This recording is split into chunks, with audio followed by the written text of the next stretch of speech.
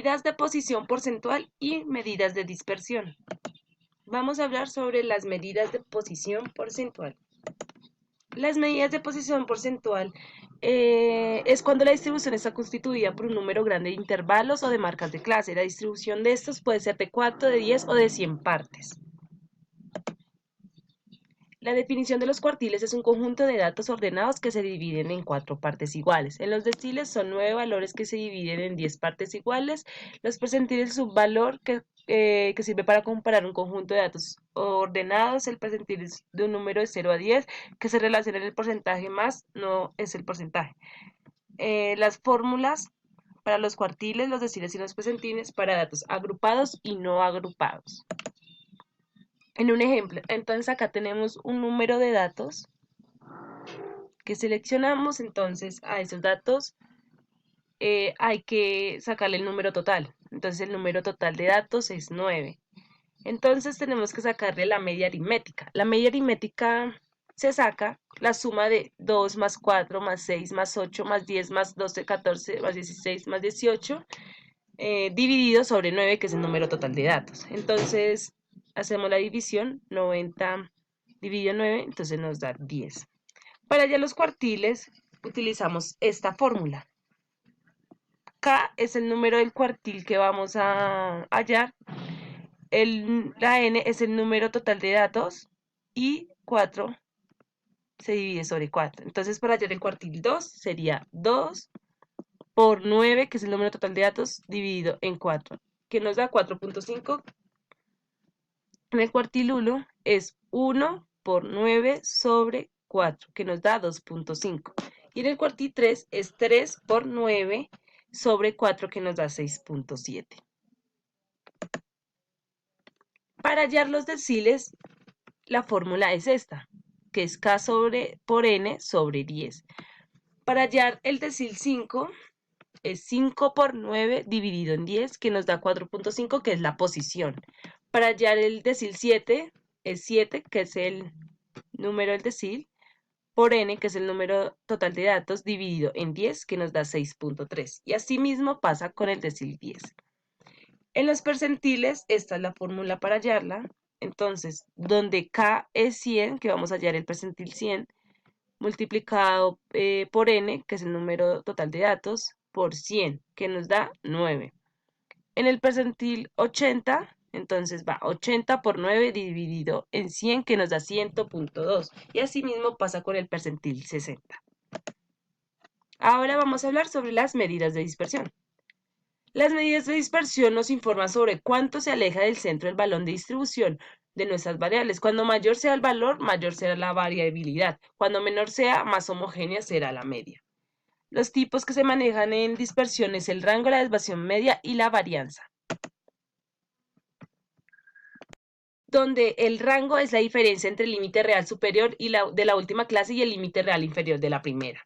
La variancia es la suma de los cuadrados de la diferencia de los datos con relación a su media aritmética dividida entre el tamaño de la muestra menos 1. La desviación media se usa para cuantificar la variación o dispersión de un conjunto de datos.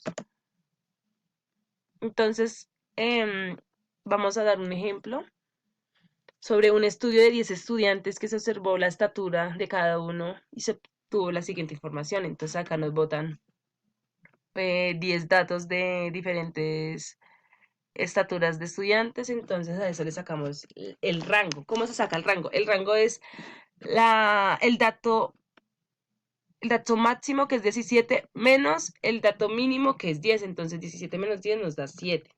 Entonces la media aritmética, como les había explicado, se saca la suma total de datos dividido por el total de datos, que sería 14.3.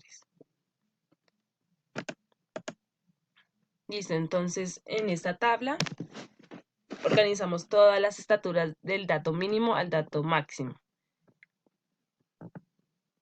El desarrollo de esta tabla, entonces tenemos que restar la estatura menos la media aritmética. Entonces sería 10 menos 14.3, que era la media que ya la habíamos hallado, que era esta, que nos da menos 4.3. Entonces así es como se hace todos los demás ejercicios.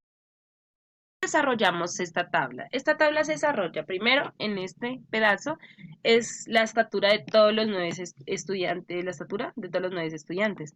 En esta tabla se desarrolla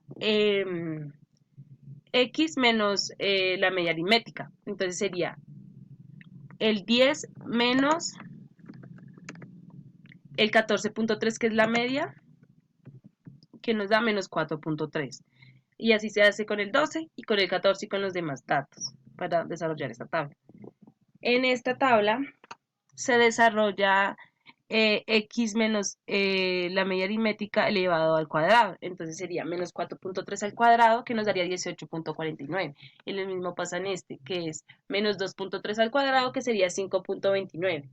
Y así con los demás datos. Luego se hace la suma de todos estos y estos. Para sacar la variancia se necesita esta fórmula, que sería la suma total de todos estos datos, que es todo esto. Entonces es 36.1 dividido sobre el total de datos menos 1. Entonces hubo una equivocación, entonces acá no va 9 sino 8. Entonces sería 36.1 menos 8, que nos da 4.51. Entonces el valor no es 4.10 sino 4.51. La desviación estándar, que es esta fórmula, es la suma de todo, es el resultado de todo esto, que ya hallamos, que sería 4.51. Entonces sería raíz de 4.51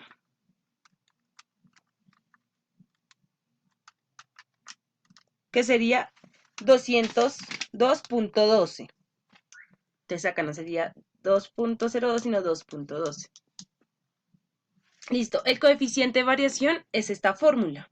El coeficiente de variación es la desviación estándar, que ya la hallamos, que es 2.12, dividido por la media aritmética. Entonces nos daría 2.12 dividido por 14.3, que nos daría un total de 0.14.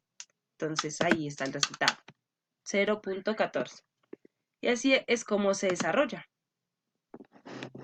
Entonces acá hay un ejemplo de datos agrupados, se hace el mismo procedimiento que hice en el primero. Acá se saca el rango, las varianzas, la desviación estándar, el coeficiente de variación. Y entonces acá a veces nos indican unos resultados. Entonces R es la máxima diferencia de vuelos que están entre las personas de 52.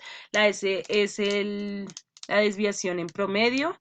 Y el CB es el vuelos que varían de un 16.46% respecto a su media.